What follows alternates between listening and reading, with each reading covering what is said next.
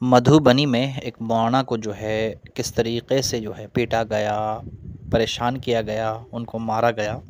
उनके मामले पर जो है जब मीडिया वाले वहाँ के ग्रामीण से बात करते हैं, वहाँ के जो लीडर्स हैं उन लोगों से बात करते हैं, तो वहाँ के जो लीडर्स हैं वो क्या कहते हैं, उनका क्या जवाब है, उनका क्या रिएक्शन है और किस किस पे जो है अत्याचार हो रहा है, किस किस को जो है परेशान किया जा रहा है, टारगेट किया जा रहा है, उन्होंने जो है सारी बातें जो है बता दिया है। तो वीडियो को आगे ज़रूर शेयर करें, पूरी वीडियो को ज़रूर देखें और आपका क्या राय है कमेंट में ज़रूर बताइएगा। सिमाप जी, दलित और मुस्लिम या तो गुंडे से परेशान है या वर्दी वाले गुंडे से परेशान है।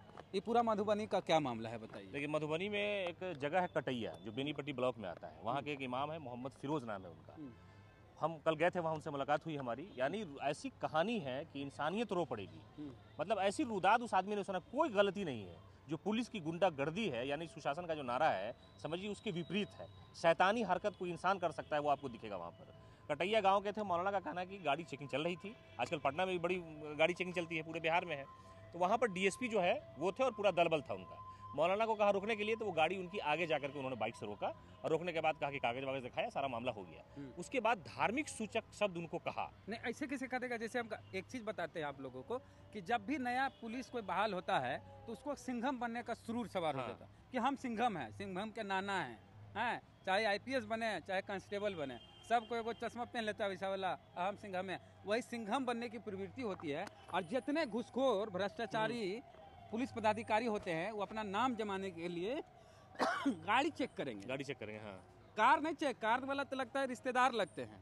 बाइक वाला सबसे ज़्यादा परेशान करेंगे। बाइक चेक करेंगे, बाइक घर घर में होता है और बाइक से खबर घर घर तक पहुंच जाएगी। अखबार में भी बड़ी बड़ी खबरें चलती है कि नए सिंघम, फलाने सिंघम। आईपीएस लोग के लिए खूब अखबार और टीवी चैनल में लिखा जाता है सिंघम। तो ये जो अखबार वाले जो सिंघम और टीवी वाले सिंघम कर दिए है, उसी से सुरूर चढ़ा है नया नया जो पुलिस पदाधिकारी बनते हैं कि हम सिंघम में कहलाएंगे। उसी क्रम में क्या हुआ, अगर मौलवी साहब से कागज मांगा गया, मौलवी साहब दिखा दिए तो दिखा दिया। उसके बाद उनके पास कहाँ घर है तुम्हारा, परिचय पूछा तो कहा कि बगल का गांव है, यहाँ हम इमामत करते हैं। तो कुछ मतलब बात बढ़ी। मौलाना ने कहा कि हमने कोई बदतमीजी नहीं की उन लोगों के साथ, और हमने कहा कि हम इमामत करते हैं। और उस इलाके के सब लोगों ने कहा कि लोग जानते हैं बहुत शरीफ आदमी है, सामाजिक सौहार्द की बात हमेशा अपनी तकरीर में करते हैं। उसके बाद उस आदमी को वहाँ जो डीएसपी था उसने मतलब बिला वजह जबरदस्त कान में ऐसा मारा। उस आदमी ने कहा कि हमको लगा नहीं कि हम जिंदा है, लगता है कि बस हमारी रूह निकल गई। उस बाद उन्होंने कहा भाई हाथ जोड़ने लगा, क्यों मारा? उस बाद कह रहे ये मौलाना है, इसको अल्लाह बचाएगा। ये शब्द, ये सबसे डीएसपी बोलता है उसको कि तुम जिस अल्लाह के लिए तुम इमामत करते हो, नाम लेते हो, तुमको अल्लाह बचाएगा, इसको पकड़ो। और पकड़ करके गाड़ी में बैठा कर ले आकर के थाने में बंद कर दिया, गाड़ी चेकिंग के नाम पर। और वहाँ उनका कहना है कि थाने में भी लॉकअप के अलावा एक छोटा रूम था, जहाँ अलमारी स्टोर रूम टाइप का, उसमें बंद करके कहा कि इतनी बुरी तरह मारा और कहा कि इसकी चूतर पे मारो। और वो तस्वीर देखिए आपके देखने के लायक नहीं है। और कहा कि इतना मारा, हमने कहा कि उसको जो नहीं कहना चाहिए, हमने उसको बाप दादा भाई जो कहना था हाथ जोड़कर कि माफ़ कर दी, हमारी कोई गलती नहीं है। कहा कि इसको मारो, ये बहुत हो गया, आतंकवादी है। मौलाना मौलवी आतंकवादी तक का शब्द इस्तेमाल किया मौलवी के लिए। हाँ, मौलवी के लिए डीएसपी। अब मुसलमान आतंकवादी है, इसको मारो। अब बेला वजह देखा कि मारा हो गया, तब कहा कि जाओ यहाँ से। जाने की स्थिति में नहीं था।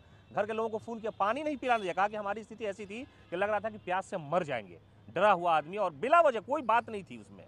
उसके बाद उसको वहाँ से बेनीपट्टी लाया गया, फिर रेफर किया गया दरभंगा। तब उसके बाद ये मामला सोशल मीडिया पर आया।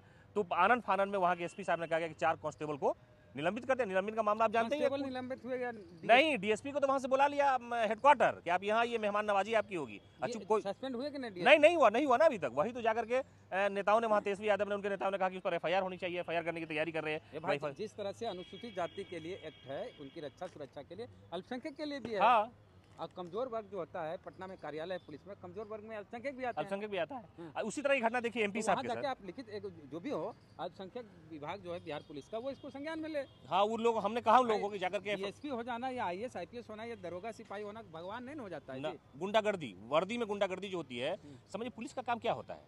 इंसानों, जनता की सहायता करना।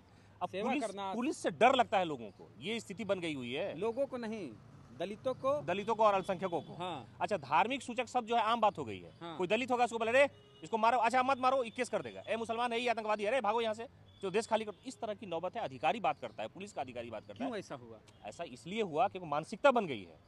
ये जो सोशल मीडिया पर चीज़ें आ रही हैं ना, उससे मानसिकता घृणा ये हो गई है कि नहीं, ये लोग समाज से कटे हुए लोग हैं, दोयम दर्जी के लोग हैं। बताइए, मेंबर ऑफ पार्लियामेंट है, उसके साथ किस वो तरह की, विधानसभा क्षेत्र कौन सा पड़ता है? वो विधानसभा हरलाखी विधानसभा पड़ता है।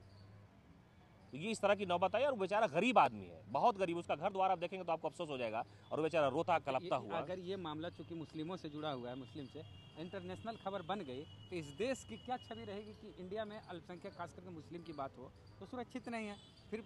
और मुसलमानों में भी जिसकी अपनी एक धार्मिक पहचान है, जो टोपी लगाते हैं या दाढ़ी रखे हुए हैं या इमामत नमाज वमाज पढ़ाने का काम करते हैं, उसके साथ जो ज्यादती हुई है। और इस पूरे मामले को जब ट्विटर पे लाया गया ना तो एसपी साहब अपना बयान दे रहे हैं उसमें कि नहीं कार्रवाई विधि सम्मत हो रही है, ये हो रही है। बताइए कितने, और पूरा इलाका वहाँ जमा है उस आदमी के साथ, लेकिन फिर भी उसके बाद डीएसपी पर कार्रवाई नहीं हो रही, जेल नहीं जा रहा है, एफआईआर नहीं हो रही है उसके ऊपर। तो भाई क्या कहें, इकबाल कैसा है अब बिहार की सरकार का, और दलित पिछड़े बिहार में नहीं है सुरक्षित, कहाँ जाए क्या करें? प्रतिक्रिया दीजिए कमेंट बॉक्स में।